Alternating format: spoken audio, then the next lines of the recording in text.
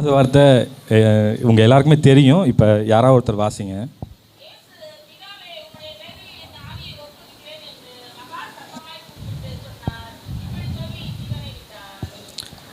இந்த 7வது வார்த்தை லூக்கா 23:46 இருக்குது. இதுக்கு முன்னாடி ஒரு 2 வசனத்தையும் பின்னாடி இருக்கிற ஒரு வசனத்தையும் நம்ம சேர்த்து வாசிக்கலாம்.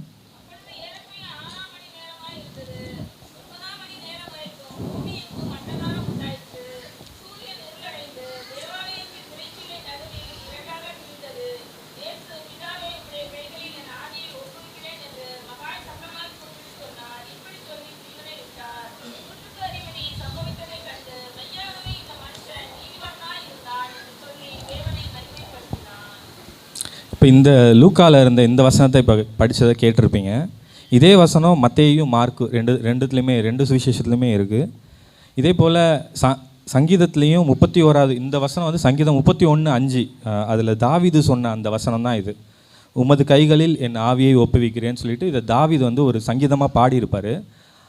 ஆக்சுவலாக சிலுவையில் இயேசப்பா இருக்கும்போது சொன்ன வார்த்தைகளில் இந்த வார்த்தை வந்து அவர் சொன்ன அதிகமான வார்த்தைகள் பார்த்திங்கன்னா சங்கீதமாக தான் இருக்கும். அவர் வந்து ஒரு அந்த சிலுவையில் அவரோட உயிர் போகிற தருவாயிலையுமே அவர் சொன்ன அந்த வார்த்தை வந்து வேத வசனம் தான். அவர் இருந்த வசனத்தை ஆக்சுவலாக யூத முறைப்படி அவங்களாம் சங்கீதத்தை மனப்பாடமாக படித்து வச்சுருப்பாங்க. ஸோ அங்கே சிலுவையில் தொங்கும் போது அவங்க படித்த இந்த வசனம்லாம் அவருக்கு அவர் படித்து மனப்பாடம் பண்ணினா அந்த வசனத்தை அவர் அப்படியே சொல்கிறாரு. ஸோ இது ஒரு வசனமாக அவர் பைபிள் இருக்குது, அதை அவர் சொல்கிறாரு. ஸோ இதில்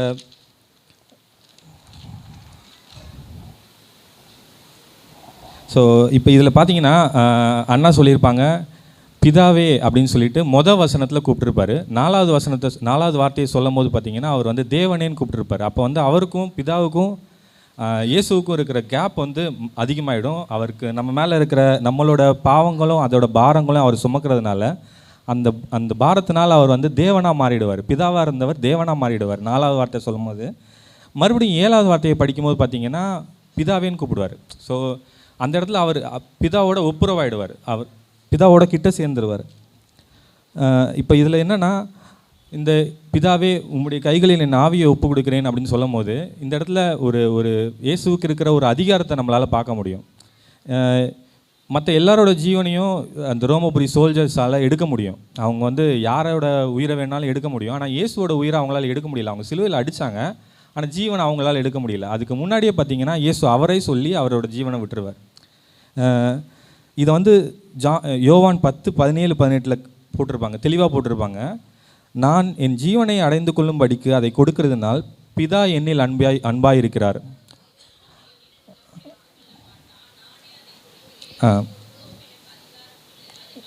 எடுத்துக்கொள்ளவும் எனக்கு அதிகாரம் உண்டு. இந்த கட்டளை என் பிதாவின் இடத்தில் பெற்றுக்கொண்டேன் என்றார்.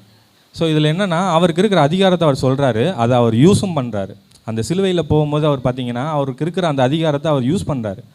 அவரோட ஜீவனை அவர் மட்டும்தான் கொடுக்க முடியும், அவரால் தான் எடுக்கவும் முடியும். ஸோ அந்த இடத்துல அவர் தான் பிதாவின் இடத்துல ஒப்பு கொடுத்துட்டு அவர் ஜீவனை விட்டாருன்னு பைபிள் வசனம் இருக்குது.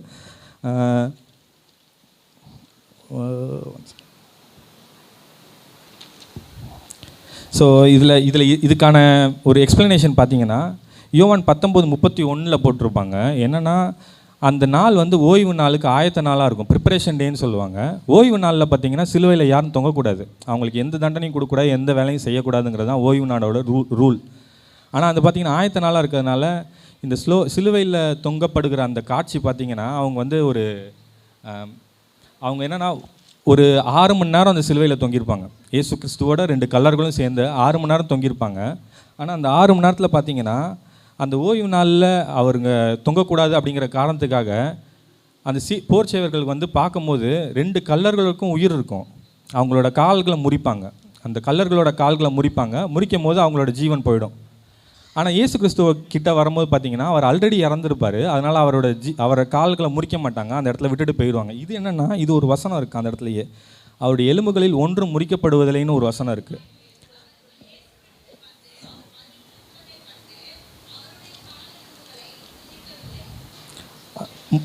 யோவான் 10:36 பார்த்தீங்கன்னா அவருடைய எலும்புகளில் ஒன்றும் முடிக்கப்படுவதில்லை என்கிற வேத வாக்கியம் நிறைவும்படி இவைகள் நடந்தது. அவருடைய எலும்பை யாராலையும் முறிக்கக்கூடாதுங்கிறதுக்காக தான் அவரோட ஜீவனை அவரே விட்டுட்டார்.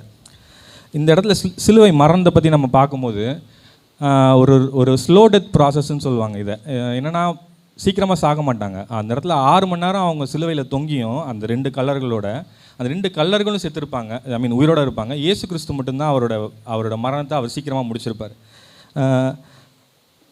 அந்த சிலுவையில் பார்த்தீங்கன்னா தெரியும், இந்த பிக்சரில் பார்த்தீங்கன்னா தெரியும், அவரை எப்படி தொங்க விட்டுருக்காங்கன்னா கைகளில் 2 ஆணி அடிச்சிருப்பாங்க, காலில் ஒரு ஆணி அடிச்சிருப்பாங்க. இந்த இடத்துல பார்த்தீங்கன்னா அவரால் கைகளில் கொண்டு பேலன்ஸ் பண்ண முடியாது. இந்த கைகளில் இழுத்து கெட்டும் போது பார்த்தீங்கன்னா ஷோல்டர் வந்து அவருக்கு டிஸ்லோகேட் ஆகிருக்கும், எலும்பு உடையாது, நகன்றிருக்கும். அந்த இடத்துல அப்படி தொங்குவார். கீழே பார்த்தீங்கன்னா காலில் ஆணி அடிச்சிருப்பாங்க. அந்த ஆணியோட பலனால தான் அவர் வந்து எழுந்து நிற்க ட்ரை பண்ணுவார். கை வலிக்கும் போது காலை வச்சு அவர் எந்திக்க ட்ரை பண்ணுவார். கால் வலிக்கும் போது பார்த்தீங்கன்னா கையை கொஞ்சம் ரிலாக்ஸாக விடுவார்.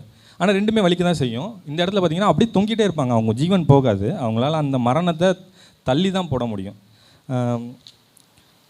அந்த இடத்துல தான் அவர் வந்து இதனால் என்ன ஆகும்னா அவங்களுக்கு வந்து தண்ணி தாகம் அதிகமாக இருக்கும், டீஹைட்ரேஷன். அதில் தான் அவர் தாகமாக இருக்கிறேங்கிறதையும் சொல்லியிருப்பார்.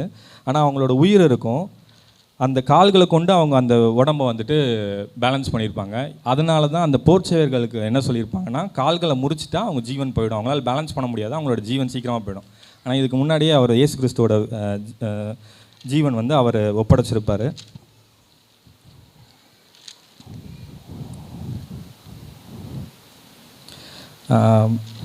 இல்லை கடைசியாக பார்த்தீங்கன்னா ஒரு வசனம் இருக்குது. என்னென்னா, இப்போ அண்ணா சொன்னாங்க பரபாஸா ஏசு கிறிஸ்துவான்னு கேட்கும் போது எல்லாருமே என்ன சொல்லுவாங்கன்னா, பரபாஸை விடுதலை செய்யுங்க, ஏசு கிறிஸ்துவை சிலுவையில் அறையுங்கன்னே சொல்லியிருப்பாங்க. அந்த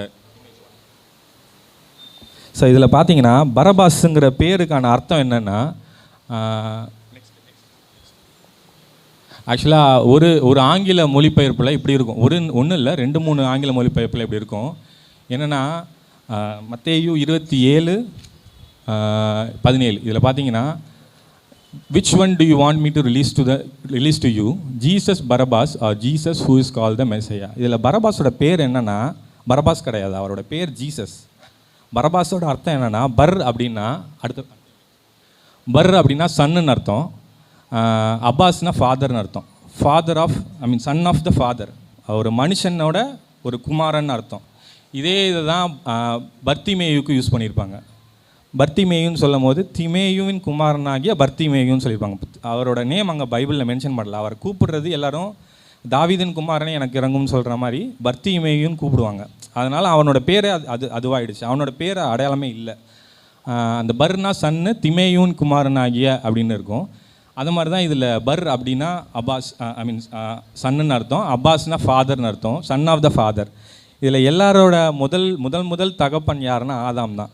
ஸோ அந்த இடத்துல பார்த்தீங்கன்னா ஆதாமோட குமாரனேங்கிறது தான் அவனோட ஒரு அடைமொழியாக இருக்கும்.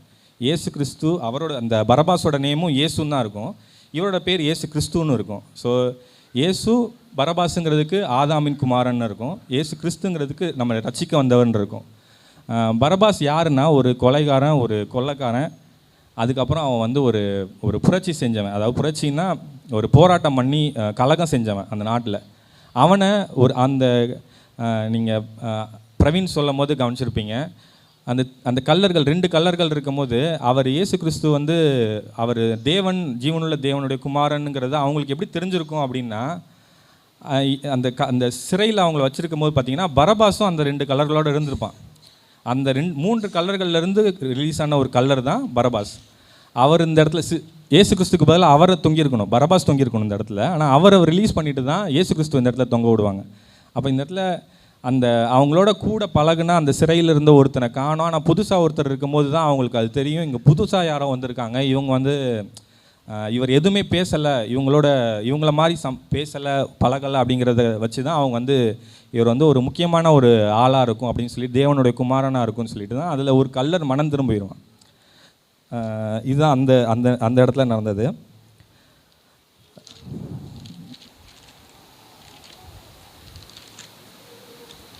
இப்போ கடைசியாக பார்த்தீங்கன்னா அந்த இடத்துல ஆண்டவர் என்ன சொல்வார், இயேசு கிறிஸ்து என்ன சொல்வார்னா, பிதாவே உம்முடைய கைகளில் என் ஆவியை ஒப்புக் கொடுக்கிறேன்னு சொல்வார். இதில் ஒப்புக் கொடுக்குறேன் அப்படின்னா என்ன அர்த்தம் அப்படின்னா, நம்ம ஒரு பொருளை வந்து யார்கிட்டயோ கொடுத்து வைக்கிறோம், சேஃபாக வச்சுக்குவாங்க அப்படிங்கிற ஒரு நம்பிக்கையில் கொடுத்து வைக்கிறோம் அப்படிங்கிறது தான் ஒரு ஒப்பு கொடுக்குறது. அப்படி இல்லைன்னா சரண்டர் பண்ணிட்டு போகிறோன்னு அர்த்தம். என்னையே நான் ஒப்பு கொடுக்குறேன்னு சொல்லும்போது நான் என்னையே கம்ப்ளீட்டாக சரண்டர் பண்ணுறேன் அப்படிங்கிறது அர்த்தம். ஆனால் இதுக்கு ஒரு உவமை இருக்குது. என்னென்னா, இதுக்கு ஒரு எக்ஸாம்பிளான ஒரு இன்சிடெண்ட் இருக்குது. அந்த தாளந்துகளை பற்றின ஒரு உவமை இருக்கும். அந்த உவமையில் பார்த்தீங்கன்னா, அந்த அந்த ஒரு மனுஷன் அவனோட வேலைக்காரர்கள்ட்ட அவனோட ஆசையெல்லாம் விற்று அதை ஒப்பு கொடுத்துட்டு போகிற மாதிரி தான் இருக்கும். இது எனக்கு வேண்டான்னு கொடுத்துட்டு போகிற மாதிரி தான் இருக்கும். ஆனால் திரும்ப வந்து வாங்கிப்பார். அவர் வரும்போது வாங்கும்போது பார்த்தீங்கன்னா, அந்த அந்த கொடுத்த வேலைக்காரர்களில் நிறைய பேர் பார்த்தீங்கன்னா, அந்த இதை 2 பேர் வந்து தாளந்தை டபுளாக்கி கொண்டு வருவாங்க. ஆனால் ஒருத்தர் மட்டும் அதை புதைச்சி வச்சுருப்பார். அந்த ஒருத்தர் தான் அந்த தாளந்தை உபயோகிக்காத ஒரு மனுஷன். அந்த பத்திரப்படுத்தி வச்சுருந்தார். ஆனால் அதை வந்து அவர் யூஸ் பண்ணல. அந்த தாளந்தை கொடுத்ததுக்கான நோக்கமும் அது இல்லை. இதை போல தான் நம்ம ஒப்பு கொடுக்கும்போது நம்மளும் அந்த மாதிரி தான் ஒரு ஒப்பு கொடுத்தலோடு இருக்கணும். இதை தான் இயேசு கிறிஸ்து வந்து பிதாவோட செய்வார்.